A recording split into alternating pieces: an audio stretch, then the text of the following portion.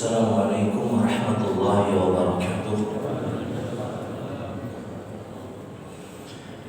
Innal hamdalillah nahmaduhu wa nasta'inuhu wa nastaghfiruh wa na'udzu billahi min shururi anfusina wa min sayyiati a'malina may yahdihillahu fala mudilla lahu wa may yudlil fala hadiya lahu.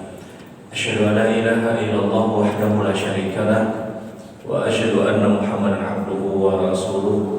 Allahumma shalli ala Muhammad wa ala ali Muhammad kama shallaita ala Ibrahim wa ala ali Ibrahim innaka Hamidum Majid. Allahumma barik ala Muhammad wa ala ali Muhammad kama barakta ala Ibrahim wa ala ali Ibrahim innaka Hamidum Majid. Ikhwan fillah, ibu-ibu, bapak, saudara-saudara jamaah salat subuh Masjid Al-Mujahidin rahimakumullah. Alhamdulillah, sama-sama kita bersyukur kepada Allah Subhanahu wa taala masih kita diberikan kesempatan, kesehatan untuk terus beribadah kepada Allah, dan tentunya layak bagi kita untuk sama-sama bersyukur kepada Allah.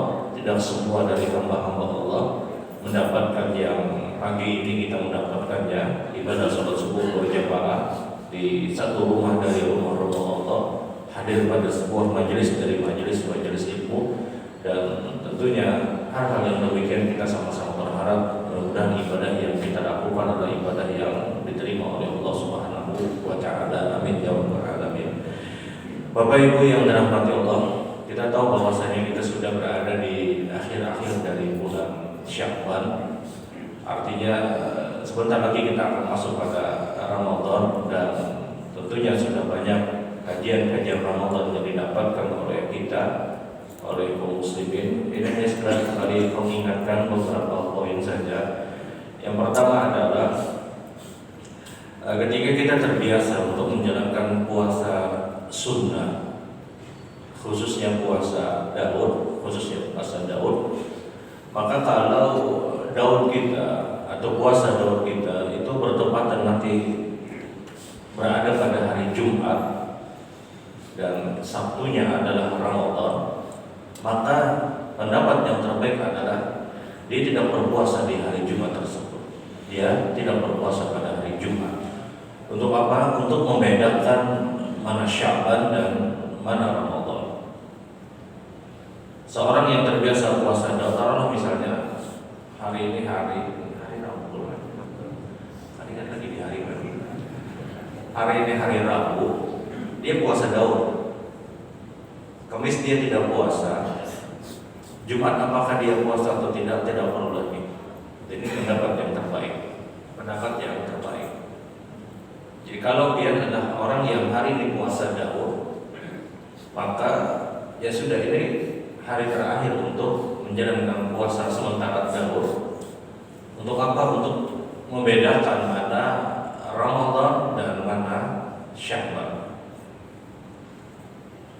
Tapi tidak dipermasalahkan kalau dia puasa Senin Kamis misalnya, karena Kamis besok, artinya tetap dia masih kosong di hari Jumatnya, maka ini pun juga tidak dipermasalahkan. Senin Kamis tidak dipermasalahkan karena setelah Kamis Jumat dan Jumat masih berada pada hari Sya'ban, Sabtunya Ramadan, kalau Senin Kamis tidak dipermasalahkan. Karena hadis Nabi SAW yang menyebutkan idza intasaf Sya'ban fala tasumu. Kalau kalian sudah berada di pertengahan bulan Sya'ban, jangan kalian berpuasa, maksudnya puasa sunnah. Yang dimaksud adalah puasa hari-hari Sya'ban, Kecuali kata Rasul, kalian biasa mendapatkan puasa sunnah kalian, fal yasum, maka puasalah kalian, kata Rasul. Nah, pemahaman para ulama adalah walaupun kita sudah masuk di pertengahan Sya'ban, di akhir bahkan di pertengahan Sya'ban, dan kita biasa puasa Senin dan Kamis, ya, tidak dipermasalahkan selama itu bukan hari terakhir dari bulan Sya'ban. Jadi poin pertama sekali lagi adalah kalau siapapun dari kita terbiasa puasa Daud dan puasa Daudnya bertepatan nanti pada hari Jumat, maka dia liburkan dulu. Untuk sekali lagi membedakan mana Sya'ban dan mana Ramadan. Itu mungkin yang pertama. Kemudian yang kedua, berkaitan dengan Ramadan, kita mungkin sudah mendapatkan kabar kalaulah seandainya terjadi perbedaan, dan mudah-mudahan tidak terjadi.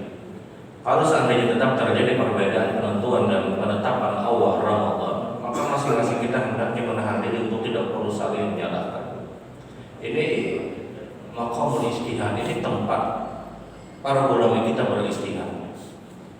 Artinya ya sudah, bagi orang yang mungkin puasa Ramadannya nanti di hari Ahad, silahkan dengan ketetapan dan ketentuan yang diyakini. Bagi sebahagian kita yang menetapkan sudah puasanya nanti pada hari Sabtu atau awal Ramadan, maka kita mengambil pilihan sikap yang seperti itu.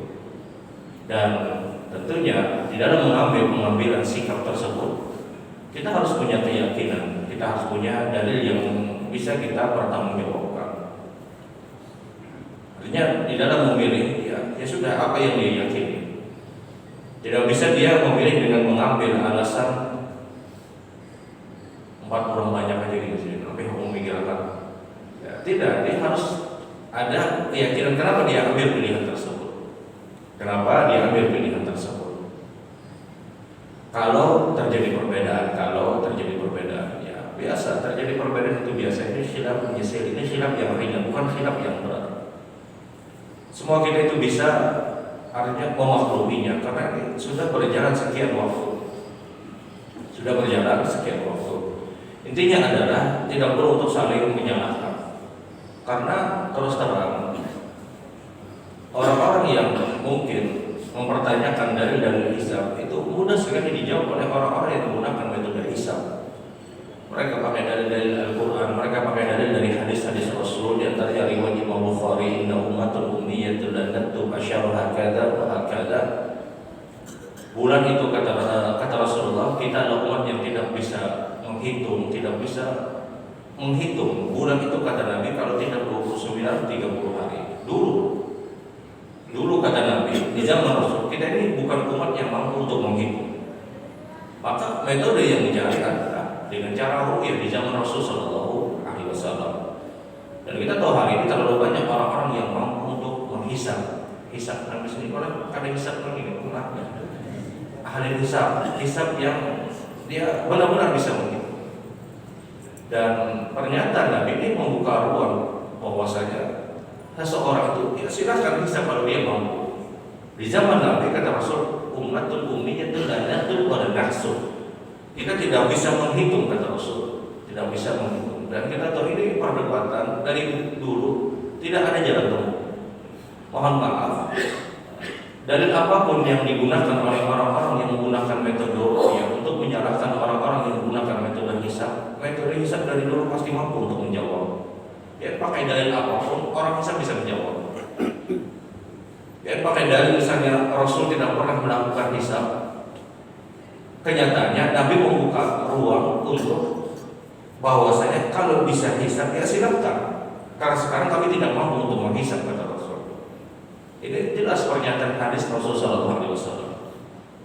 Rasul tidak pernah melakukan ini, ini perbuatan bid'ah. Tidak, Rasul sudah membuka ruang. Karena kalau bicara bid'ah pun juga orang yang menggunakan metode ru'yah hari ini pun tidak sama dengan apa yang dilakukan oleh Rasul sallallahu alaihi wasallam.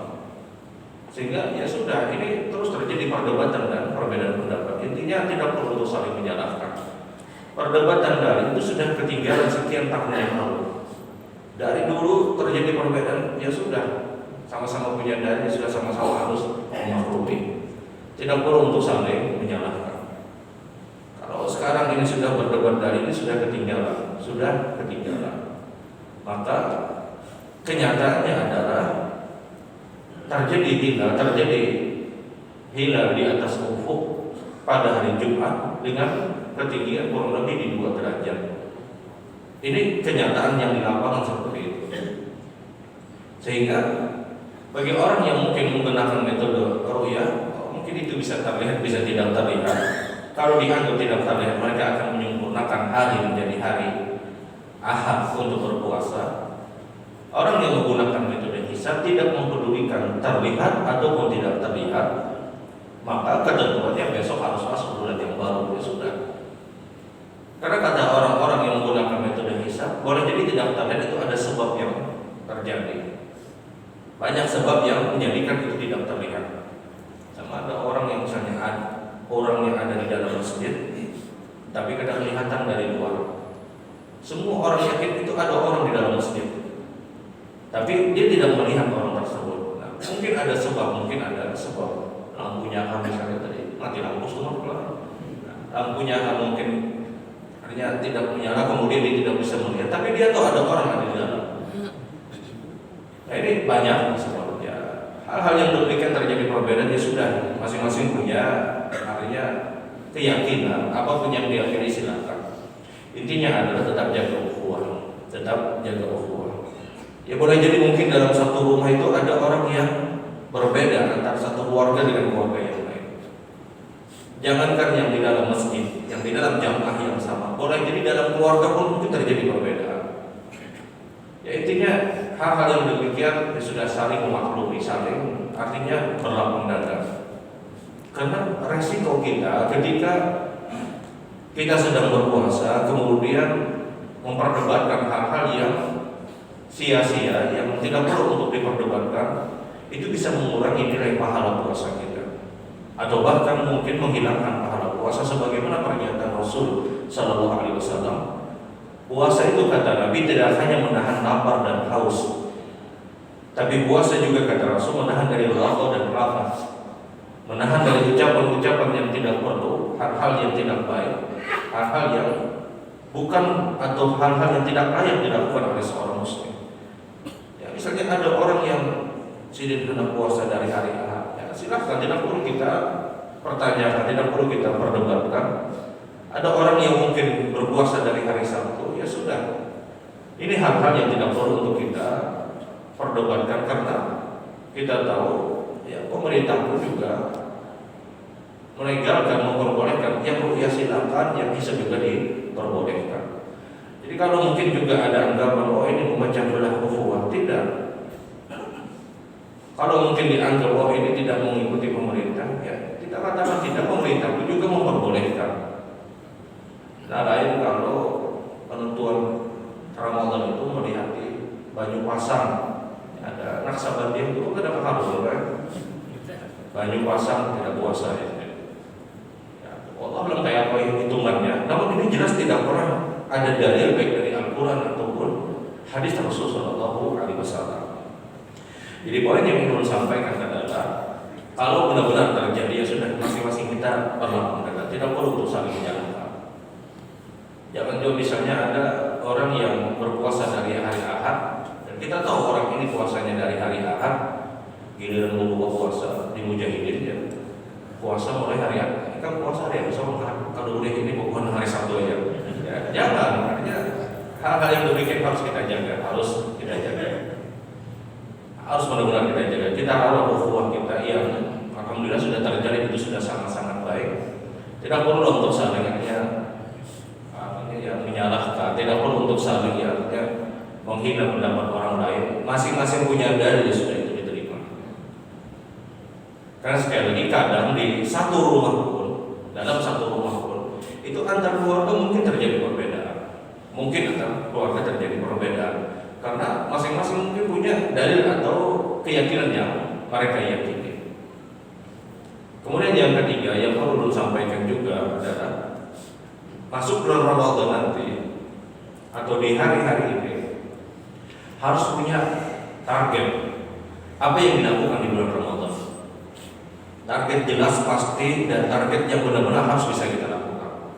Contoh misalnya di bulan Ramadan ini kita harus punya target, kita khatamkan Al-Quran. Baca Al-Quran itu dari awal sampai akhir dia selesaikan. Atau kalau dia sudah mulai baca Quran dia teruskan, kemudian dia lanjutkan lagi agar benar-benar selesai dalam satu bulan itu, paling tidak selesai satu Quran, paling tidak. Jangan kita melepas hari-hari Ramadan dan kita tidak punya target. Targetnya biasa, yang penting puasa. Ya, ini benar dan ini kewajiban. Jadi Ramadan itu dia harus punya target apa yang dilakukan. Dia benar-benar ingin menyelesaikan bacaan Quran misalnya. Bayangkan kan baca Quran itu, setiap huruf yang keluar dari lisan orang yang membaca itu diganjar paling tidak 10 kali lipat. Ada orang yang baca Bismillahirrahmanirrahim, itu berapa huruf yang sudah dia keluarkan? Ada orang yang baca Bismillahirrahmanirrahim, itu berapa huruf yang sudah dia baca? Bagaimana kalau dia mampu menuntaskan, menyelesaikan bacaan Al-Qur'annya? Tahun ini dia harus selesai khatamkan Al-Qur'an. Jangan mohon seperti tahun-tahun yang lalu, ya, baca Quran seadanya. Mumpung Ramadan ini kita punya kemudahan untuk beribadah. Bayangkan kata Rasul, sufudatus syayatin. Ramadan itu kata Nabi, syaitan-syaitan dalam keadaan terbelenggu. Sangat sulit untuk menggoda kaum muslimin, menggoda orang-orang yang berpuasa. Yang kedua, nada munadi yang qabil al-haq aqbil wa yang qabil al-syar aqsir. Di bulan Ramadan, tepat di awal malam Ramadan kata Rasulullah, Allah utus malaikat. Yang malaikat tersebut kemudian membisikkan kepada orang-orang yang beribadah di bulan Ramadan, wahai orang-orang yang mencari kebaikan, saatnya kalian melakukan kebaikan. Wahai orang-orang yang biasa melakukan kemaksiatan, saatnya kalian berhenti, ini Ramadan. Kenapa kita mudah pergi ke masjid di bulan Ramadan? Semangat untuk menjalankan ibadah, semangat untuk menjalankan ketaatan. Di antara sebabnya adalah pertama, syaitan dalam keadaan terbelenggu, sulit untuk menggoda orang-orang yang beribadah. Yang kedua adalah nada munadi, malaikat ada yang diutus oleh Allah untuk membisikkan kepada orang-orang yang beribadah di bulan Ramadan agar kita punya semangat untuk beribadah. Kata malaikat, wa yaqabil al-haq aqbil. Wahai orang-orang yang mencari kebaikan, ini saatnya kalian melakukan kebaikan. Kalau di bulan Ramadan, mohon maaf, kita tidak mampu menuntaskan bacaan Al-Quran. Di bulan-bulan yang lain itu hampir dipastikan kita berat, karena syaitan itu terlepas ketika memasuki sudah di awal bulan Syawal, sehingga dia harus punya target. Ini Ramadan dia tuntaskan, Ramadan dia selesaikan, dia khatamkan Al-Quran, dia khatamkan Al-Quran. Ya paling kadang, mohon maaf, kadang pernah khatam Al-Quran seumur hidup, paling kadang sekali banget. Sekali dia khatamkan Al-Quran ketika di bulan Ramadan. Dia ambil waktu. Satu juz itu kurang lebih 10 lembar. Kalau kita bagi di 5 waktu sholat kita, berarti satu waktu sholat itu 2 lembar.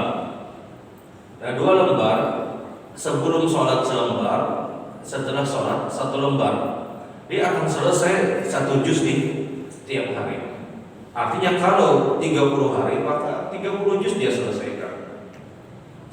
Dan kalau dia memang punya keinginan kuat, itu sehari itu lebih 1 juz, lebih dari 1 juz. Ini yang mudah saja, sehari itu 1 juz. Dia bagi di 5 waktu sholat. Taruhlah misalnya subuh, sebelum subuh dia baca dulu 1 lembar. Setelah selesai sholat subuh dia baca 1 lembar, sudah 2 lembar. Zuhur juga demikian, asar, maghrib, isya, maka sehari itu dia selesai 1 juz. Dia selesai 1 juz. Dan itu kalau rutin di 30 hari, ya sudah 30 juz dia selesai. Jadi ini yang paling ringan, yang paling ringan. Ingat Bapak Ibu yang dirahmati Allah, kita punya 24 jam. Sebagaimana orang-orang terbaik sebelum kita juga punya 24 jam. Orang-orang terbaik sebelum kita itu mereka mengkhatamkan Al-Quran itu tidak hanya 1-2 kali, ada yang bahkan mungkin 10 kali. Disebutkan dalam sirah, disebutkan dalam cerita-cerita orang-orang terbaik sebelum kita. Ada yang selesai sampai 10 kali, ada yang sekian kali. Nah kita paling tidak, ya paling tidak ya sekali barang, 1 kali paling tidak kita selesaikan. Karena sayang ini Ramadan itu bulan yang penuh dengan keberkahan yang kita tidak tahu. Boleh jadi ini hari-hari Ramadan, ini hari-hari yang menolong kita khususnya pada kehidupan akhirat. Beda setiap jam, menit, detik Ramadan itu beda. Ini detik-detik yang berharga. Jadi seorang muslim dia punya target, diantaranya dia khatamkan Al-Quran. Target yang kedua adalah di bulan Ramadan jangan pernah melepas qiyamut tarawih kecuali dilakukan dengan cara berjamaah. Innahu man shalla ma'al imam hatta yansarif kutiba lahu salatal lail. Kata Nabi SAW, siapapun yang mengerjakan salat tarawih berjamaah bersama imam sampai selesai, maka dicatatkan pahala seperti dia melaksanakan salat malam sepanjang malam. Tarawih itu mutlak dengan cara berjamaah. Benar memang hukumnya bukan wajib. Benar itu memang bukan wajib. Namun ini sunnah yang sangat diharapkan oleh Rasul SAW untuk dilakukan oleh umatnya. Kita tahu cerita sejarah Rasul itu qiyamul tarawih hanya 3-4 hari berjamaah bersama para sahabat. Kurang lebih 3-4 hari. Selebihnya Nabi tidak lagi melaksanakan qiyamul tarawih berjamaah bersama para sahabat. Dan ketika itu ditanya oleh sahabat, ya Rasulullah, kenapa tidak tarawih berjamaah bersama para sahabat? Kata Nabi, khasyitu an tufridu alaikum. Saya khawatir, kata Rasul, kalau seandainya qiyamul tarawih ini dilakukan dengan terus cara berjamaah, saya khawatir, kata Nabi, kalian memahami tarawih berjamaah itu hukumnya wajib. Saya khawatir, kata Nabi. Maka ketika itu Nabi pun meninggalkan qiyamul tarawih berjamaah bersama para sahabat, ditinggalkan oleh Rasul. Alasan utamanya, kata Nabi, saya takut kalau kalian menganggap itu hukumnya wajib. Jadi alasan Nabi kalau dipahami itu hukumnya wajib. Sekarang semua orang tahu tarawih berjamaah itu tidak wajib. Maka alasan tersebut idealnya ditiadakan. Kalau seandainya di zaman dulu sahabat itu sudah mengerti semua tarawih berjamaah itu tidak wajib, Nabi akan tarawih berjamaah bersama para sahabat. Karena alasan Nabi pada saat itu, saya khawatir, kata Rasul, kalian menganggap itu hukumnya wajib, maka saya tinggalkan, kata Rasul. Rasul tidak tarawih berjamaah bersama para sahabat di hari-hari Ramadan beliau. Nah sekarang semua orang tahu tarawih berjamaah itu tidak dihukumi wajib. Maka dihilangkanlah alasan tersebut. Oleh karena itu tarawih berjamaah ini sangat-sangat diharapkan sebenarnya oleh Rasul SAW. Itu tarawih tidak berjamaah di zaman Nabi, maksudnya tidak dengan satu imam, itu lama. Sampai pada masa kekhalifahan Abu Bakar pun tidak pernah terjadi tarawih berjamaah dengan satu orang imam. Sampailah masuk pada kekhalifahan Umar bin Khattab. Umar bin Khattab melihat ada kelompok kaum muslimin tarawih berjamaah di Nabawi, di Masjid Nabawi. Ada kelompok yang lain, ada kelompok yang lain. Atau Umar ini pemandangan yang tidak nyambung. Maka Umar kemudian mengumpulkan seluruh para sahabat untuk tarawih berjamaah dengan satu imam. Yang ketika itu dipimpin oleh Ubay bin Ka'ab. Maka terjadilah tarawih berjamaah di zaman Umar bin Khattab, mengembalikan tarawih yang terjadi di zaman Rasul di awal-awal Ramadan ketika itu. Jadi cukup lama tarawih tidak berjamaah dengan satu imam. Setelah Rasul SAW wafat, masa kekhalifahan dipimpin oleh Abu Bakar, itu pun tidak pernah terjadi. Kemudian Umar melihat sahabat itu sholatnya berkelompok-berkelompok. Ya sudah, kata Umar, kita jadikan satu aja. Lamanya memahamkan orang-orang terbaik ketika itu memahamkan bahwasanya tarawih berjamaah itu tidak wajib. Maka sampailah pada masa kekhalifahan Umar. Maka terucap ucapan Umar yang kadang dijadikan dalil oleh sebahagian ahli bid'ah. Umar itu menyebutkan nikmat bid'ah hadhihi. Sungguh nikmat bid'ah ini, kata Umar. Kapan? Setelah tarawih berjamaah. Nah mulailah orang akhirnya melihat pernyataan Umar ini, nikmat bid'ah hadhihi, sungguh nikmat bid'ah ini, berarti boleh menggawe bid'ah selama itu baik, selama itu bagus. Para ulama menjawab, pernyataan Umar nikmat bid'ah hadhihi itu secara lughawi, secara bahasa saja, bukan secara istilah syar'i. Umar mengatakan sungguh nikmat bid'ah ini seakan-akan bid'ah itu kan di bahasa Indonesianya sesuatu yang baru. Seakan-akan, kata Umar, ini sesuatu yang baru, sesuatu yang baru. Padahal sungguh nikmat sesuatu yang baru ini, kata Umar, ini bahasa kita. Padahal ketika itu sudah pernah terjadi di zaman Rasulullah SAW, sehingga saking lamanya seakan-akan ini sesuatu yang baru, kata Umar. Sama orang langganan makan di warung ketupat. 10 tahun kemudian, 10 tahun beliau tidak makan di warung tersebut. Di tahun ke-11 makan di warung tadi, kemudian nikmat mana ketupat ini. Padahal 10 tahun yang lalu orang ini makan di situ. Nah ini yang dikatakan oleh Umar bin Khattab. Sungguh nikmat tarawih berjamaah ini. Bahasa Arabnya nikmat bid'ah hadhihi. Dan dipahami oleh orang bahwasanya Umar itu menggawe perbuatan bid'ah. Ini perlu artinya diluruskan. Umar mengerjakan, mengumpulkan tarawih berjamaah ketika itu justru mengikuti perbuatan Nabi SAW. Perbuatan yang pernah dilakukan Nabi SAW. Jadi sekali lagi, poin yang selanjutnya adalah jangan pernah melepas qiyamut tarawih kecuali dilakukan dengan cara berjamaah. Benar-benar berjamaah itu benar-benar dijaga. Dan yang terakhir adalah yang mungkin perlu sampaikan, hati-hati dengan pembatal pahala puasa. Di antaranya berdusta, berkhianat, melakukan perbuatan yang tidak jujur. Secara hukum puasa dia sah, secara hukum fikih, tapi dia tidak dapat pahala. Dia tidak mendapatkan pahala. Man lam yada' qaul zur wa 'amala bi falaysa ilaihi hajatun fi ayyi tut'am wa syarahu. Siapapun kata Rasul yang dia tidak meninggalkan ucapan dusta di hari-hari puasanya, di hari-hari Ramadannya, atau dia melakukan perbuatan dusta, perbuatan sebuah kebohongan, maka Allah tidak ada hajat bagi dia walaupun ketika itu dia meninggalkan makan dan minumnya. Maksudnya, kalau ada orang yang berpuasa, tapi ketika dia berpuasa, dia berbohong kepada orang lain, dia berdusta kepada orang lain. Ini model orang yang seperti ini, pahala puasanya tidak akan pernah dia dapatkan. Hati-hati dengan lisan kita, jangan sampai kita berdusta, berbohong, khususnya tentunya di bulan Ramadan. Kalau mungkin lisan ini tidak berbohong, kadang tangan kita juga berbohong. WA, di-share. Hati-hati juga menyebarkan berita-berita yang belum jelas. Karena Rasul pun mengingatkan kepada kita, kafa bil mar'i kadiban. Cukup orang itu dikatakan berdusta kapan? Ketika dia memberitahu, menyampaikan atau mengatakan sesuatu yang dia tidak tahu asal usulnya. Yang dia tidak tahu asal usulnya, orang itu cukup dikatakan berdusta, kata Rasul. Terlebih ketika di bulan Ramadan. Jadi sekali lagi ya, jaga, karena ada beberapa hal yang menjadikan membatalkan pahala puasa kita. Di antaranya apa? Ucapan dusta. Orang tersebut dia menahan makannya, menahan minumnya, tapi dia tidak mendapatkan pahala. Ini yang dinyatakan Rasulullah SAW. Berapa banyak orang-orang yang berpuasa, dia tidak mendapatkan pahalanya, dia hanya mendapatkan rasa lapar dan rasa hausnya. Baik Bapak Ibu yang dirahmati Allah, itu mungkin yang mau sampaikan. Intinya adalah kalau terjadi perbedaan, semua orang harus sama-sama memaklumi. Tolong sama-sama kita menjaga ukhuwah kita, persaudaraan kita. Ya, mereka juga muslim dan semua itu muslim. Tidak perlu untuk saling mencerca, tidak perlu untuk saling menghina, tidak perlu untuk saling artinya menyalahkan, masing-masing punya landasan hukum. Ya sudah, itu semua harus kita terima kalau terjadi perbedaan. Kalau tidak terjadi perbedaan, dan alhamdulillah terjadi perbedaan, ya alhamdulillah juga ada masalah. Artinya semua hendaknya memanfaatkan hari-hari Ramadan.